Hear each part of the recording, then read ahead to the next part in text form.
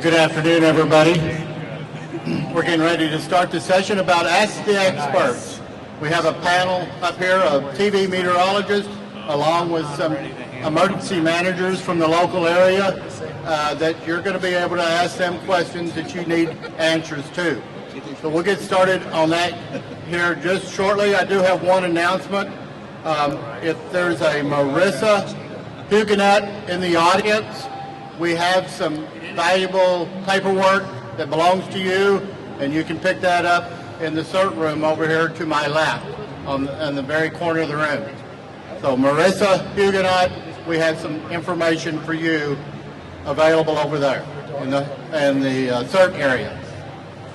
Okay, first of all, I'm going to allow all of our panelists here to take a few minutes to identify them, and then we'll get started on the questions. So if you have some questions, get ready to come up to the mics, ask those questions, and we'll get them answered. So let's start here. Carlos. Hello, everybody. My name is Carlos Robles. I'm the meteorologist of Channel 45 Univision. My pleasure. Hi, Frank Billingsley from KPRC Local 2, Chief Meteorologist. Tim Heller, ABC 13. I'm Irene Sanz from Telemundo Houston. I'm Chief Meteorologist in Telemundo. Hi, everyone. I'm Rick Knabb, Director at the National Hurricane Center in Miami. Jim Seymour with Fox 26 News. Hi, I'm David Paul, Chief Meteorologist at KHOU 11 Television. Good afternoon, everybody. David Popoff, Galveston County Emergency Management Coordinator. Carl Mateka, City of Houston Emergency Management Coordinator. Mark Sloan, Harris County Office of Emergency Management. Alan Spears, Fort Bend County Office of Emergency Management.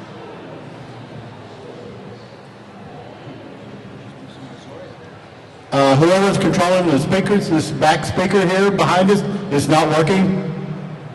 So if you can get that speaker working, that way we can hear the questions a lot easier. Okay, it's now time for you folks to get ready to answer your favorite question. So anybody that has a question, please go ahead and take the mic. And while y'all are getting those questions in order, I'll try to get us started off here. Dr. Knabb, we'll start with you, okay? In recent years, we've had a lot of trouble with categories of hurricanes. And a couple of years ago, the National Weather Service even took storm surge out of the definition of categories. So when you talk about a certain category of a hurricane, it doesn't necessarily include what the storm surge potential is for that storm. And so since it's not in the category, how does the Hurricane Center and the Weather Service, how do you plan on communicating that storm surge threat to the public? Okay. Yeah, many years ago when the Saffir-Simpson scale was invented, it had generalized ranges for storm surge, the flooding from the ocean coming inland, that could occur in various categories of hurricanes. But as our capabilities to forecast storm surge have advanced, and with many of the past hurricanes in the last decade or so having been of different sizes, we've learned that the category of the storm, which just indicates what the maximum wind speed is in the hurricane, doesn't give you a complete picture of what the storm surge could be, because the storm surge is also heavily dependent upon how large the system is. Larger systems are going to produce a lot more storm surge than smaller systems of the same category will. And then it's also widely known now amongst all of us in the Weather Service, as we see these past events, that the storm surge is also highly dependent upon where the system makes landfall. You take the same hurricane, have it come into the northern Gulf Coast, you're going to get a different storm surge than if you take that hurricane, you take it into southeastern Florida. So there are so many factors that determine what storm surge occurs at a particular location that just putting a category on it to try to forecast storm surge isn't sufficient. So What we do in concert with the emergency managers is look at all kinds of scenarios in terms of what different categories of storms at different sizes could produce in terms of storm surge, and they put together their evacuation zones that way. But then when there's an actual storm out there, we run a variety of scenarios based on that hurricane that's on our doorstep, and we explicitly forecast what the storm surge could be in that particular area for this particular scenario.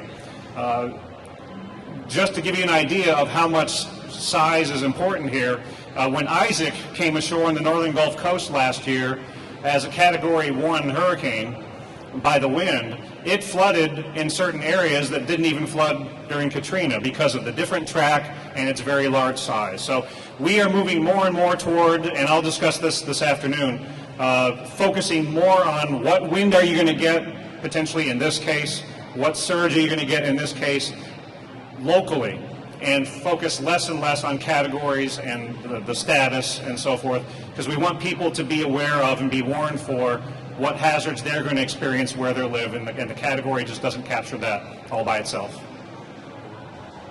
Thank you, Dr. Knapp. Kind of a follow-up to that question, I'm going to go to some of the TV folks, and I'll use you, David. How is the TV stations going to take this information because of the difficulty of trying to distinguish between the category and what the storm surge is going to be and what the dangers are? Is there anything that y'all are developing from the television network to better the communication to the public so they have a better understanding of what the danger of storm surge is going to be? Well, and you've described exactly what my job is. It's to communicate what that surge forecast is on a local level. Literally a piece of coastline by a piece of coastline, depending on where you are, whether you're on the west side of Galveston Bay, on Galveston Island, down toward the Bolivar Peninsula. In fact, just in the past week, Mario, Cheetah, Brooks, and I have been working on some they're very simple, so that they can make very clear communication of how high the surge will be on all the little communities along the coast. And we have them color-coded, and we have numbers. So if we'll have a little orange stripe, and it will say you can expect a surge of 3 to 4 feet here in this neighborhood. A different color will have a surge of 5 to 6 feet, 8 to 10 feet. And so we're developing these maps that are less complicated, very simple, so that everyone on the coast will know exactly what the forecast is and what to expect for your community as far as the storm surge. So that's what we're doing at KHOU 11. Okay, thank you very much. One of the other TV stations want to add to that how you're developing different methods to communicate the storm surge threat to the public? I don't know that this is necessarily a new way of communicating, but I think it's a different way of communicating, and that is we need to change our focus and less focus on the category number. And that goes across all platforms. It's very easy for a producer to write Hurricane X, a Category 2 storm, Hurricane Ike, a Category 2 storm. We need to remove that from our terminology and focus more on Hurricane Ike with winds of this and surge of this. The complicated part of this is that we're calling for evacuations based on surge, but we're ranking the storm based on wind. And so there's a problem there in the message that we're sending out. So we need to simplify the message, and for me, I think it's really eliminate the conversation, that part of the conversation about the category, because it doesn't make a difference. I completely agree with Tim. For instance, Ike, in terms of wind, was a Category 2. In terms of pressure, its pressure was lower than Alicia. So it was a Category 3 in terms of its pressure, and in terms of its surge, it was a Category 4 and even 5. So Ike was a 2, 3, 4, 5, if you try to put it into category numbers. So to Tim's point, You need to know where you live, and we need, to David's point, tell you exactly what to expect in your neighborhood. That's what we're going to focus on, is in League City, this is the kind of flood you can expect. These are the kind of winds that you can expect. And we coordinate that with the National Weather Service, who give us local information as to what they're anticipating and see the slosh models that they have.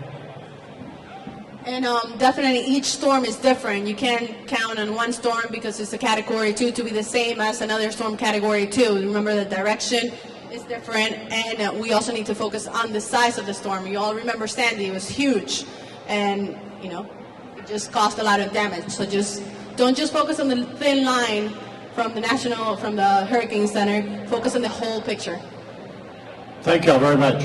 All right, you have a question. Go ahead. Hi, my name is Daniel Escamilla, and I've lived here all my life from the east side of Houston.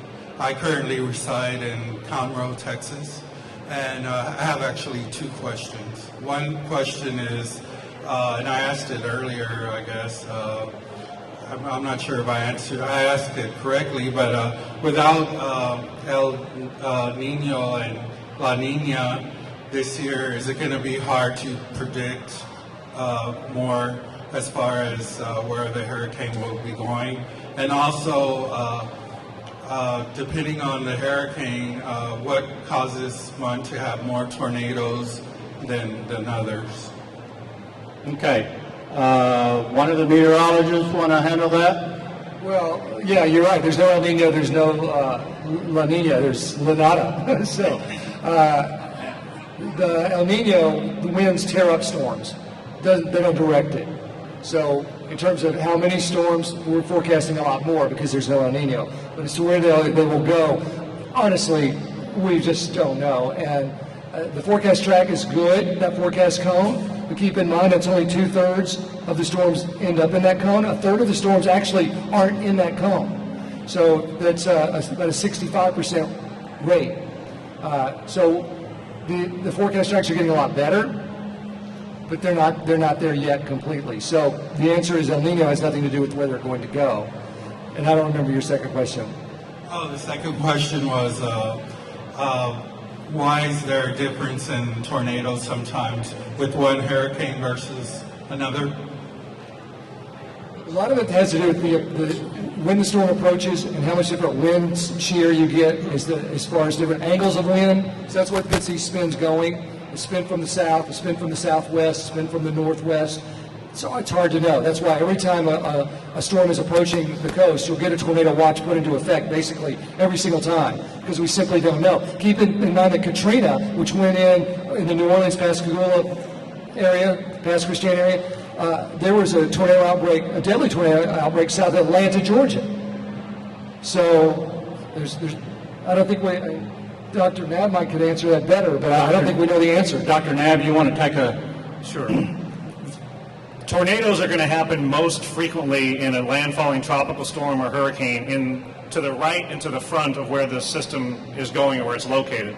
And that happens relatively frequently. Tornadoes are a significant hazard with tropical storms and hurricanes. Last year with Tropical Storm Debbie, while it was centered over the Gulf of Mexico, we had on one day a couple dozen tornadoes over the state of Florida. The Katrina example with the tornadoes in Georgia is another one. It happens frequently, but we do tend to see more tornadoes to the front and to the right of where the system is going. But Sandy, we only had one. So it does vary, but it is a pretty persistent hazard in nearly every tropical storm and hurricane landfalling situation to the front and right of where it's headed. All right, thank you. Thank you, sir. Yes, ma'am. Yes, my name is Sylvia, and I have a question. Has any of the stations up there considered getting in touch with the cell phone company so that they can send us texts when emergencies like that are going down?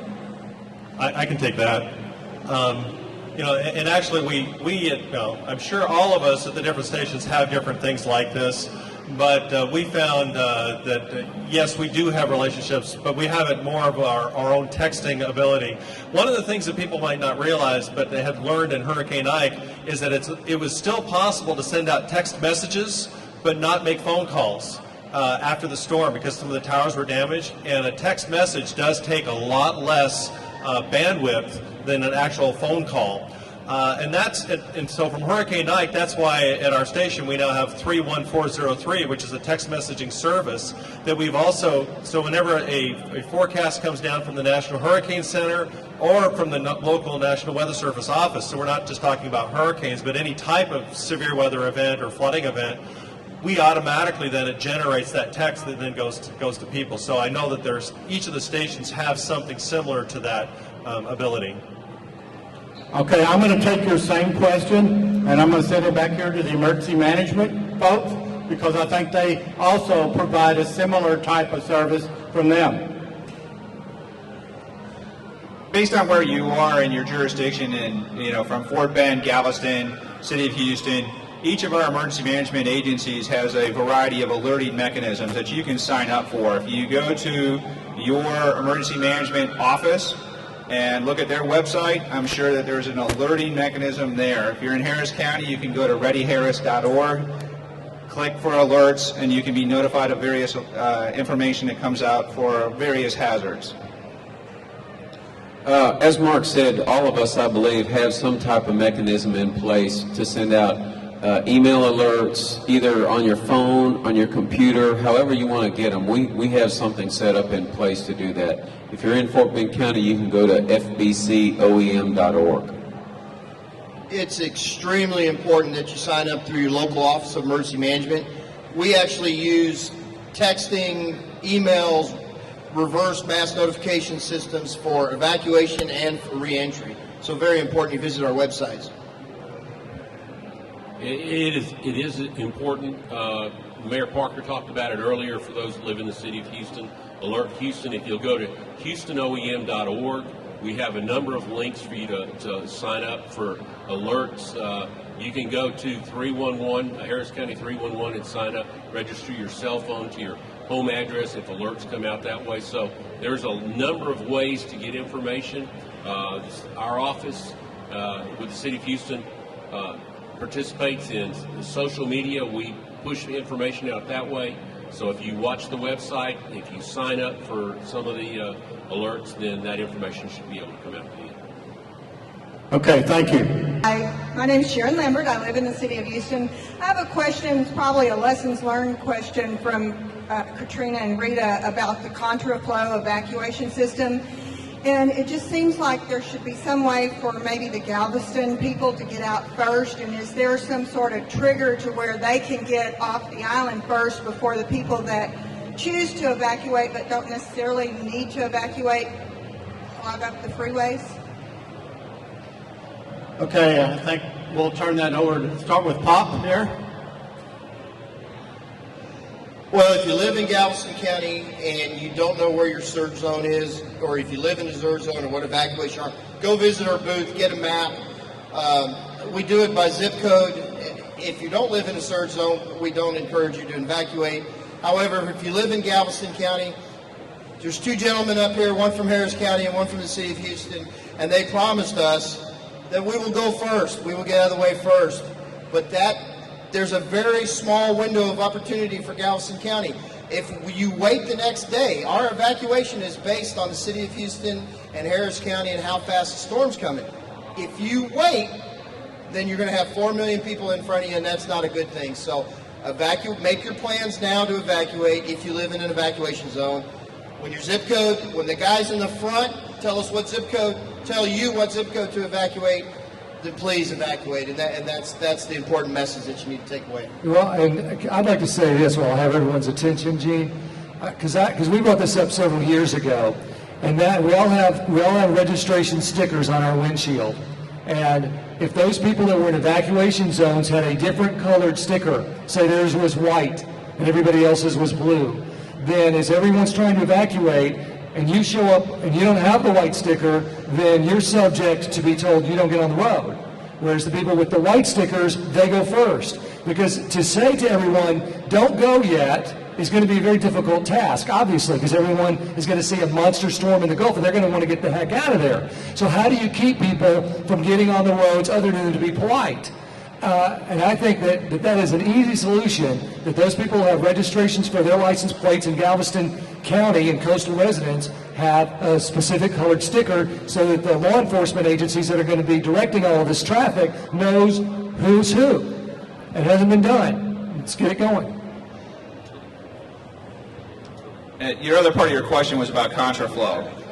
We work very closely together with all of the emergency managers throughout the region. So there's extensive planning that goes into it to make sure that we can evacuate our coastline. The coastline is the first line that's being threatened, and they need to evacuate. And we coordinate and talk to each other as a storm develops and know exactly what the timelines are, working with the county judges and the local city mayors. When we get to contraflow, that means that obviously we've congested our roadways to a point where we need to reverse inbound traffic to outbound. And it takes about 4 hours working with the state of Texas in order to make that happen. It takes a lot of resources. We don't want to get to that point. If we all understand our own risks and threats and understand our own plan on where we're going to go, I think we won't need to enact a contraflow plan, but it exists. It did not exist during Hurricane Rita, and that caused a lot of chaos and confusion as everyone decided to leave simultaneously. So with a more coordinated plan, a better timeline, I think we're going to be much better off, as we saw during Hurricane Ike, and potential threats. But those are part of the contingency plans that we have throughout our region.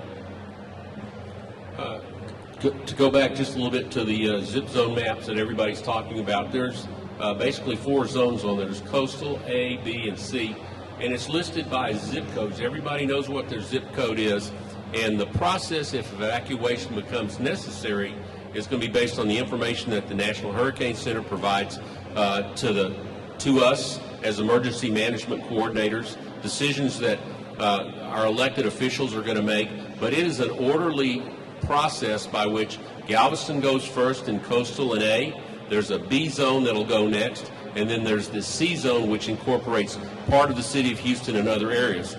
But it's a very orderly process, and as if Mark says, if the folks in those zones do what they should when they're supposed to, it's going to work very well, and everybody will have an opportunity to get out of town, basically, without facing the traffic jams that we did during Rita.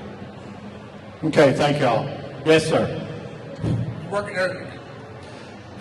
My name is Phoenix Nimitz, and I'm a lifelong Houston resident, born and raised here.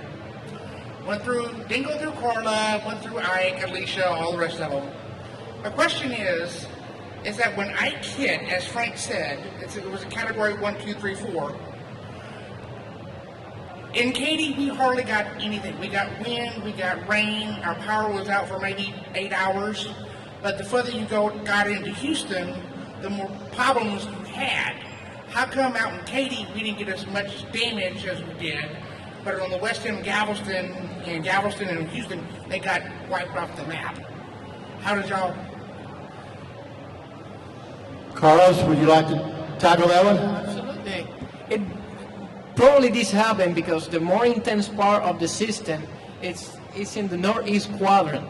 So all of the west area that do not receive the quadrant of the northeast of the hurricane obviously do not receive winds of intensity of a hurricane or probably the tornadoes that we saw in the northeast quadrant. So that's why probably this area do not receive a lot of damage.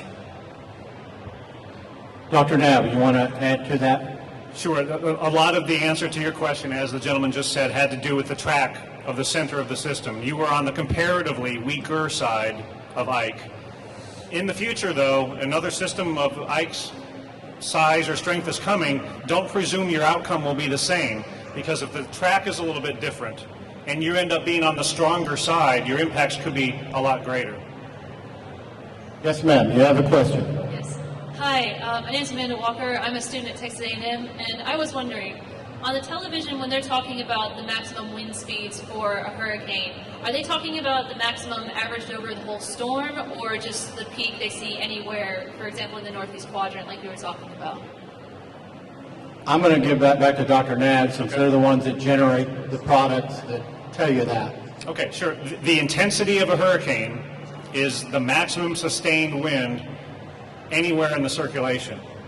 So it's the maximum that we can find anywhere, or that by our estimation, that's what it's occurring. We can't send an airplane or measure every wind in this huge system. So we come up with our best estimate of what the maximum wind is anywhere in the hurricane. But we also provide information in our forecasts about how far out hurricane force winds extend, how far out tropical storm force winds extend, and all of that feeds into what comes out of our local forecast office. And so what we're trying to do ultimately is paint the picture of what winds, what storm surge, what rainfall and flooding, and what tornado risk might you have where you live. And so that's where the local forecast office provides something that's more localized, and that's what's more important to pay attention to, is what the forecast is for where you live, and don't get hung up too much on that maximum wind, because not everybody's going to get that. And then your local TV folks are going to communicate some of that local information as well. So I know it's easy to talk about the max wind and the category, but as we've all been talking about, the real issue is what areas are going to get what winds and water, and what is the action you should be taking as a result of that. Yes, ma'am. I'm Phyllis Cobb. I'm from Fort Bend County, and I'm a homeowner. And I was wondering, with the billions of dollars of destruction, is the insurance companies and the National Weather Service, are you doing any research or anything to de-energize these potential storms, tornadoes, hurricanes that might prevent this amount of destruction? Is it out there? You want to tackle that, and if one of the local meteorologists has some expertise in that area? We did that a lot. I think the short answer on that is no. Yeah, no. And the reason, there are a couple of reasons for it. I think we found that the storms are they're just too big to affect in any significant way the intensity, to change the intensity of it. Number two is, let's say we could alter the intensity of an approaching hurricane.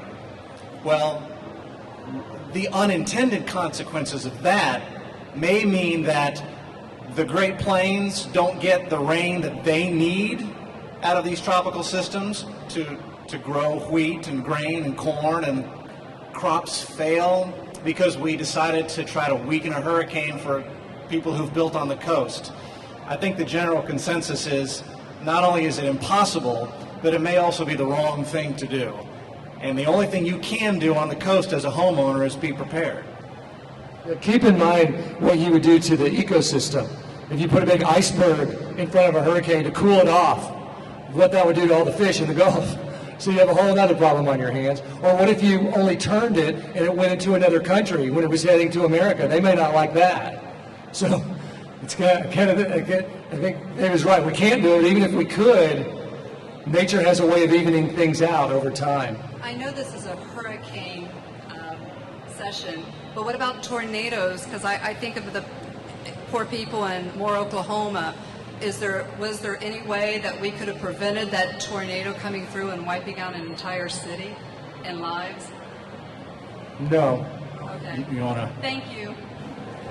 Yeah, I think the general answer to your question is no. You know, there has been some modification stuff, but we just don't know what our modification effort, how that would impact the storm. So.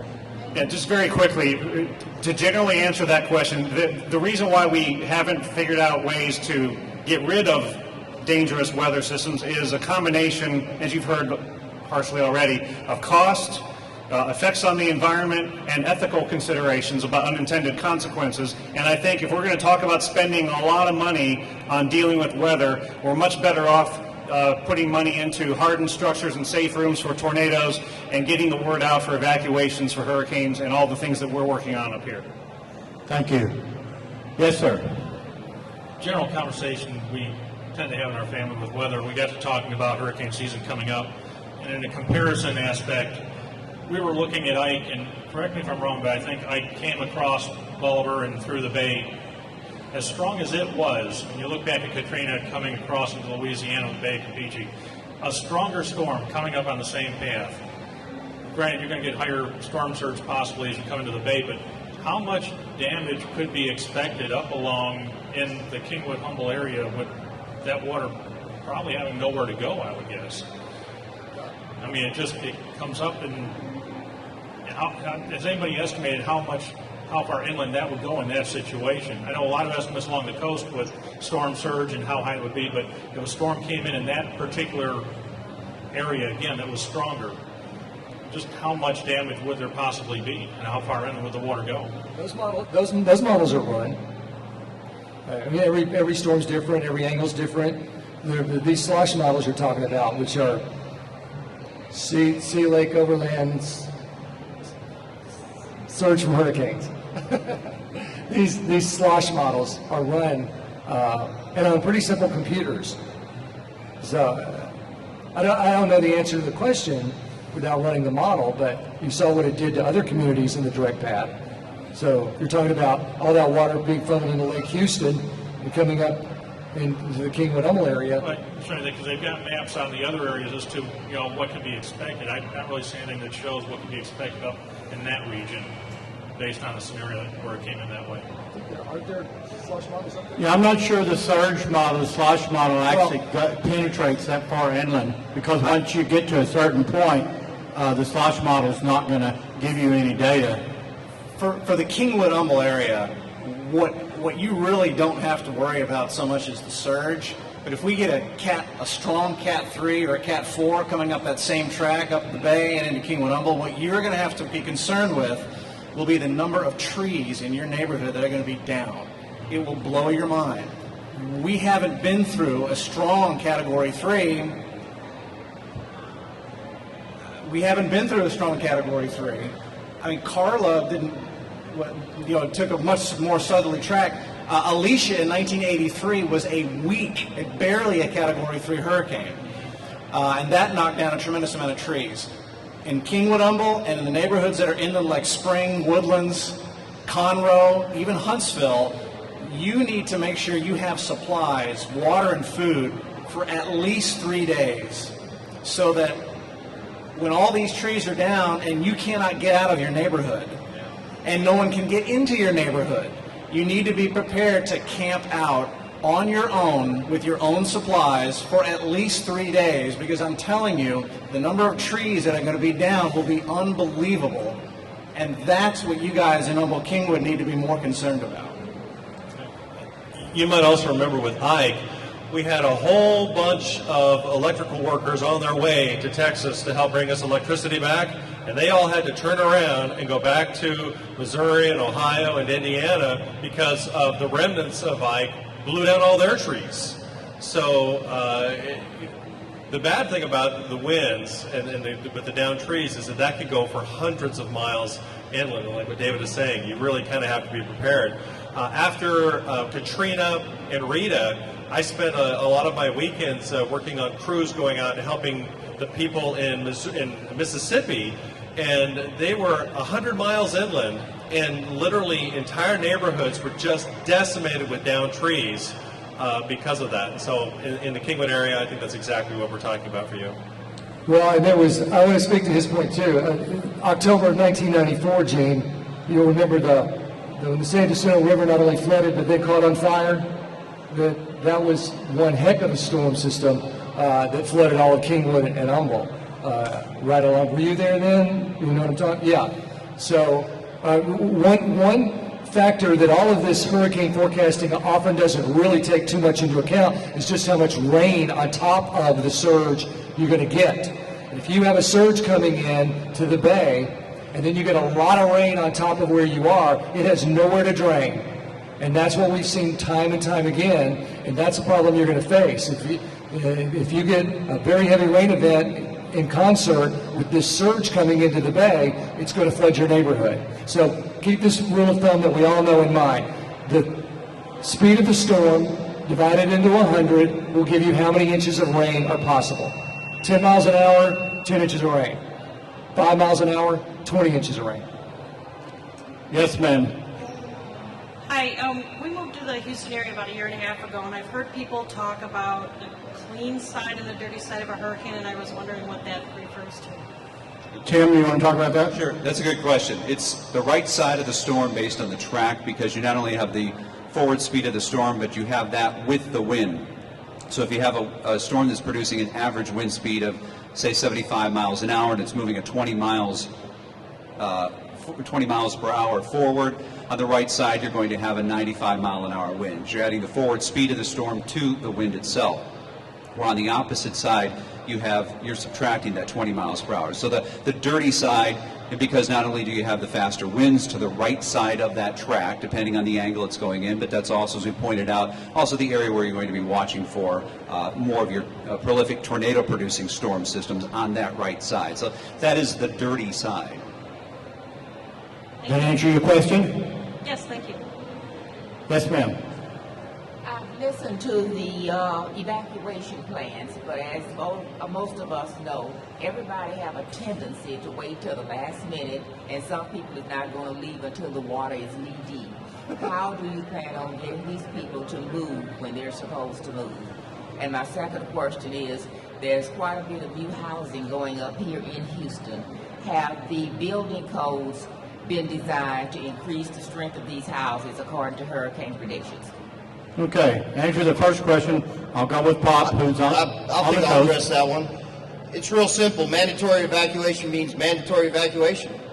As Carl said, those decisions are made by elected officials. They're not made in a silo. They're made by the best science that we have available from the National Hurricane Center and the National Weather Service office in League City. We saw examples of people dying during Hurricane Ike because they wanted to wait just one more day. They thought one more day would be okay. It was very simple. During Hurricane Ike, the message was, if you live around the coast, you will face certain death. And that's what the message was, and the National Weather Service was absolutely correct. So when it's time to evacuate, it's time to evacuate. And if you don't have a ride, you don't think your car is going to make it out of town, you can't afford gasoline, it's like County Judge Emmett and Mayor Parker said, call 211 and do it today. Call 211 and arrange for transportation. We'll get you out of town. There's no excuse to stay. I hope I made that perfectly clear. I'll take the second part of the question about the building code. Building codes are continuously evolving. I think there's some studies down at Florida International University that looks at what the effects of a hurricane is on construction. Currently, a piece of information that you have in the city of Houston, just for the city of Houston, is the storm risk calculator, which is something that it's a computer program that was developed in conjunction with Rice University. It takes into account a lot of different factors. It takes in, but one of the main thing as it relates to this question is it takes into account. It goes into the Harris County CAD for the buildings and figures out when your structure was built. And a 1950 structure plugged into the computer program versus a 2010 structure plugged into the program, there's going to be a different type of rating. And basically what it's going to tell you is it's going to give you an indication of how well your particular house, not an area, but your house, is going to withstand a storm. During the non-hurricanes, during the off-season, we use Ike information in that program. During a real-life storm, we will be updating it with current information. So you can log into to that program, go to HoustonOEM.org, and it'll have a link to it. It'll give you information on your specific house. And the simple answer is yes. The building codes are better today than they were 15 or 20 years ago. Yes, sir. Okay. Looking at the National Hurricane Center's website, the top 10 landfalling U.S. hurricanes by barometric pressure. You have your 3 Cat 5s, the Labor Day in Key West, Camille, Andrew, and the rest of them are Category 4 with one glaring exception. Right smack in the middle is Katrina, which is listed as a Category 3. Now, I know it took about 10 years for Andrew to posthumously be upgraded from a 4 to a 5. Because of the disconnect between the category and the barometric pressure, is there any research that may one day upgrade Katrina from a 3? Because that 3 seems to be sticking out like a sore thumb. Although I know y'all are trying to move away from categories, still, as far as data, it just sticks out like a sore thumb. Okay, yes, I was the one who authored the after-event report on Hurricane Katrina from the National Hurricane Center. I poured through all of the data, and there's just no question that the winds were what the winds were. The upgrade from Category 4 to Category 5 on Andrew was not a 2-category jump. It was only a few miles an hour, and it was based on new ways of interpreting wind data. Katrina is a Category 3 in post-analysis because of the wind data. And we had more aircraft data, more wind data in Katrina than arguably any other hurricane in history. So I don't see a change in its category coming. The reason it sticks out like a sore thumb is because it was so large. A larger system is going to have lower pressure, not unlike how low the pressure was in Isaac last year when it came ashore for a Category 1 hurricane, how low the pressure was in Sandy when it came ashore. And if you look at Hurricane Charlie that came ashore in southwestern Florida as a Category 4 by the wind, its pressure is a lot higher because it's smaller. So we focus on categorizing the storms with the Saffir-Simpson hurricane wind scale based on the wind data. But yes, the pressure is going to vary.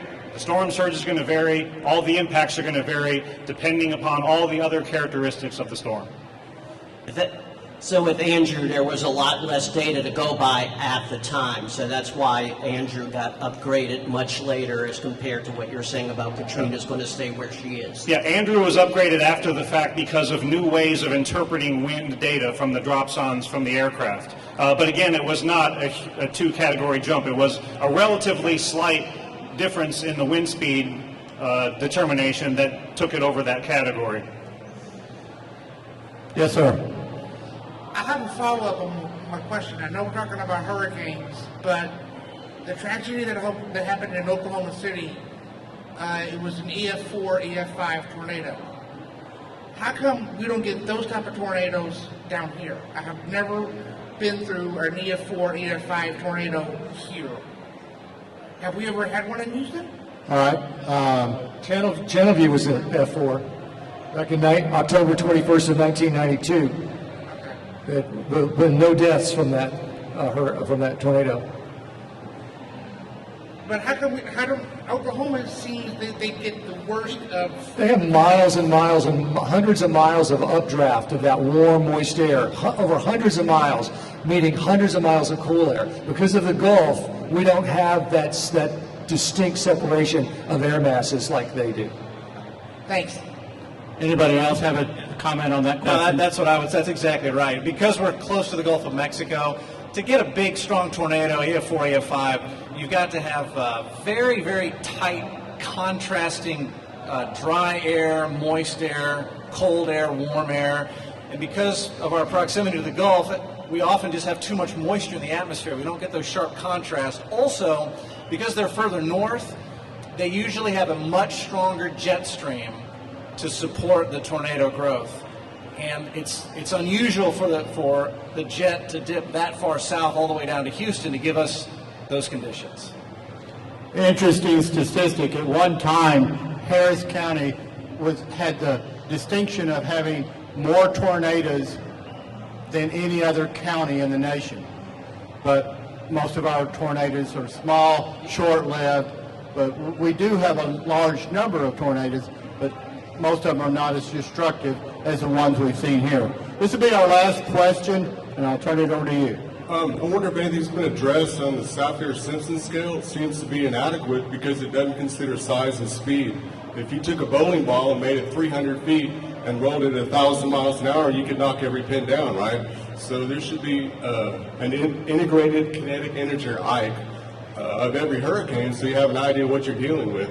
For example, with Ike, there's only a Category 2, so a lot of people in High Island, rollover pass, they died because they waited too long to evacuate. If they'd have known in the beginning when we're dealing with a Cape Verde storm, this is very big, it's got a lot of energy behind it, and even though it doesn't make Category 5, it's going to knock a lot of people out with a very large storm surge and not a lot of wind. So is there any effort? I mean, the internet has shown with some research that you could easily put an index on it, but it doesn't seem to have taken. Is there any changes that are coming about? To, I believe that's yours, Dr. Hafele. I'll keep my answer short for now because this afternoon I'm going to talk about what's coming down the pike in terms of addressing the storm surge hazard with new warnings and new products. The problem with a category to address all of the hazards is there's just no one number that you can put on a storm or hurricane that will tell you where you live what wind are you going to get, what surge are you going to get, what rain and flooding you're going to get, and what tornadoes are you going to get. So we really are trying to move more toward handling each hazard individually. The category on the Saffir-Simpson scale is tied to wind, but even that doesn't tell you what wind you're going to get where you live. And so that's why we're moving toward handling the hazards individually, and I'll talk this afternoon about how we're moving toward a new storm surge watch and warning to handle that hazard individually, and new storm surge graphics to depict where the surge is going to occur with some specificity. So just hard to put one number to get all those hazards explained. Okay, we're going to stop the session here. These folks, most of the TV people have booths out in the area. Emergency managers also have booths out in the area. So if you have more questions for these folks, you can find their booths out in the area there. But I do want to thank them for being here today. So give them a large applause. So I thank y'all for coming today and being our expert folks. I do want to let y'all know that at 1 o'clock here at this stage, CenterPoint Energy will be speaking about before and after the storm. So it'll be talking about your power and power outages. So if you want to hear that, that starts at 1 o'clock here. Thank y'all very much.